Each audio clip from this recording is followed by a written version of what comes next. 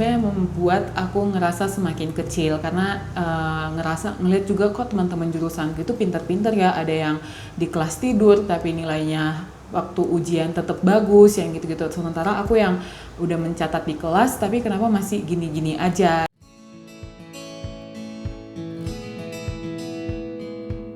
Halo semua, nama aku Sonang Uli Marbun, umurku 23 tahun dan saat ini sedang mencari pekerjaan karena baru saja menyelesaikan studi.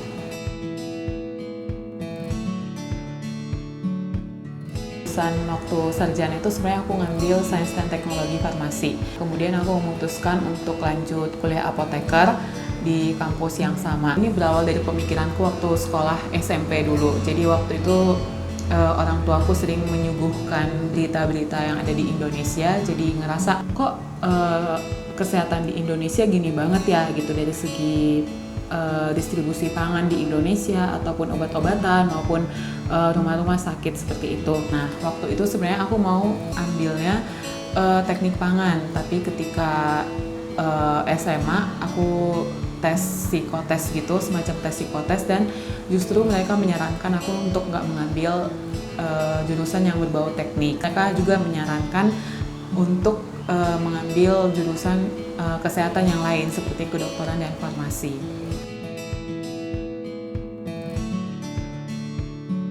Nah, sebenarnya untuk kendala yang jelas aku alami adalah saat aku ngerasa budaya yang ada di kampus itu nggak sesuai sama aku sendiri, cara belajar aku, lingkungannya juga, dan pertemanannya juga. Sebenarnya ini salahnya sih, karena mungkin waktu sekolah dulu, waktu masih SMA, aku nggak banyak mencari atau mengeksplor lebih dalam lagi farmasi itu ngapain gitu, dan jurusan ini tuh sebenarnya intinya belajarnya apa gitu. Jadi waktu kuliah aku malah merasa kaget gitu kan, karena mata pelajarannya banyak yang susah ternyata. Selain itu ada juga pengaruh dari teman-teman sekeliling.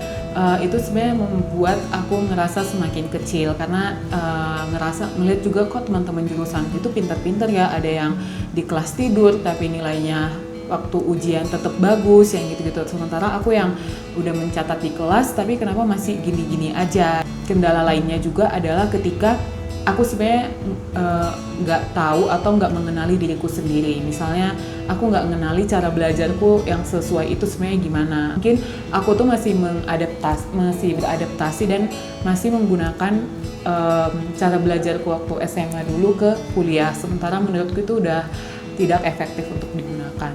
Sebenarnya puncak ketika aku ngerasa ini bukan jurusan yang aku mau adalah ketika semester 5 atau semester 6, pokoknya sekitaran tingkat 3 itu. Waktu itu aku sempat mengalami nilaiku turun, dan bukan hanya turunnya tapi IP-nya juga anjlok gitu, dan saat itu aku ngerasa udah terlanjur gagal nih gitu, jadinya untuk bangkit ke depannya gimana ya gitu. Ada juga matkul yang nggak lulus karena mungkin selama kuliah itu ada ketika kuis atau ketika ujian-ujian, saat itu waktu nilainya jelek, jadi ngerasa ya udahlah biar aja lah jelek sekalian semuanya gitu, jadi akhirnya di akhir nilainya nggak lulus gitu.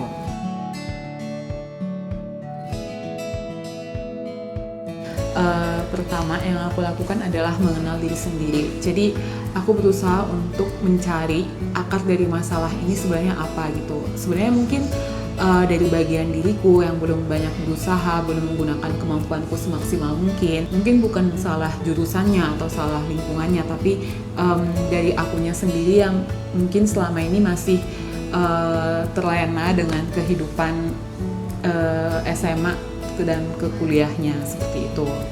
Kemudian juga aku berusaha untuk mengenali metode belajar yang baik buat aku, karena selama SMA aku tuh belajarnya selalu sendiri, tapi ketika itu diterapkan di perkuliahan ternyata itu udah nggak efektif lagi buat aku, sehingga aku berusaha untuk keluar dari zona nyaman aku dan ketemu teman-teman dan belajar bersama teman-teman. Yang kedua adalah berada di komunitas yang membangun. Nah, hal ini menurut aku sangat penting karena sesibuk apapun perkuliahan yang kita jalani, teman-teman atau komunitas itu sangat penting untuk memberikan masukan-masukan untuk kita. Itu salah satu cara untuk kita bisa mengenal diri kita sendiri juga, yaitu kita mencoba untuk meminta pendapat dari orang-orang sekitar kita, orang-orang yang mengenal kita, orang-orang yang tahu potensi diri kita itu sebenarnya apa. Karena menurut aku kita kan kadang bahkan kita sendiri mungkin tanpa sadar kita nggak tahu potensi dalam diri kita apa. Itu membuat aku bisa menerima saran lebih banyak dari orang, dan itu aku tampung semua dan aku jadikan penyemangat untuk diri aku sendiri juga untuk terus maju. Yang ketiga adalah untuk tidak membandingkan diri dengan orang lain, karena ini hal yang mungkin biasa terjadi di kampus, di perkuliahan. Nah, saat itu aku meminta pendapat dari seorang mentorku, dan saat itu dia bilang tidak usah melihat ke samping atau ke kanan atau ke kiri, tapi lihat aja ke atas gitu. Karena kalau kita lihat orang-orang sekitar kita terus, mungkin itu membuat kita terus membandingkan diri kita dengan orang lain, yang membuat diri kita itu nggak pernah cukup gitu. Nah, saat itu aku berusaha untuk nggak membandingkan kemampuanku dengan kemampuan orang lain, tidak membandingkan prestasiku dengan prestasi orang lain. Hal yang selanjutnya aku lakukan adalah memberi kesempatan untuk diri sendiri, karena ini penting untuk menguji kembali penilaian-penilaian yang kita berikan untuk diri kita sendiri. Sampai ketika aku memutuskan untuk mengambil profesi apoteker atau enggak, karena saat itu aku berpikir oke, aku mau memberikan kesempatan sekali lagi untuk diriku terpapar dengan dunia farmasi ini. Nah, saat itu sebenarnya bukan keputusan yang mudah, mengingat bagaimana struggle yang aku alami saat S1. Tapi ketika itu selama keberjalanannya ternyata tidak seberat yang aku pikirkan. Sebenarnya disinilah kita belajar bagaimana kita bergerak, bagaimana kita memulai rencana-rencana kita, atau bagaimana kita menjalani kehidupan kita dimulai dari tujuan akhir kita itu apa, seperti itu. Nah, saat itu karena aku udah tahu tujuan akhirnya apa, jadi aku tahu rencana apa yang akan aku ambil untuk selanjutnya.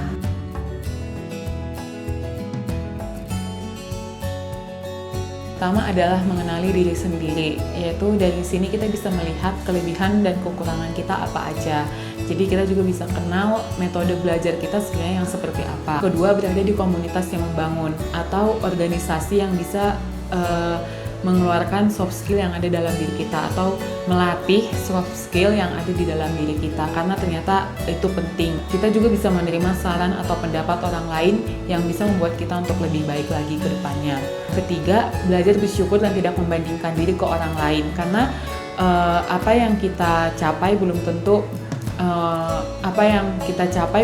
harus sesuai dengan apa yang orang lain capai dalam kehidupan ini. Jadi yang penting kita memiliki keinginan untuk terus belajar, terus mau untuk melatih diri kita untuk terpapar dengan masalah yang ada, sehingga itu membuat kita menjadi pribadi yang lebih baik lagi untuk kedepannya. Gerakan oleh tujuan kita. Jadi ketika kita punya tujuan, kita bisa bergerak dari tujuan itu. Ketika kita mulai malas, kita bisa lihat lagi tujuan kita sebenarnya apa. Karena kalau kita nggak punya tujuan, kita hanya bisa dikendalikan oleh perasaan-perasaan kita aja. Misalnya, aduh aku lagi nggak mood belajar, itu membuat kita ya udah nggak belajar karena kita nggak punya tujuan itu. Tapi ketika kita punya tujuan, kita bisa tahu sebenarnya apa yang mau kita capai untuk kedepannya, seperti itu.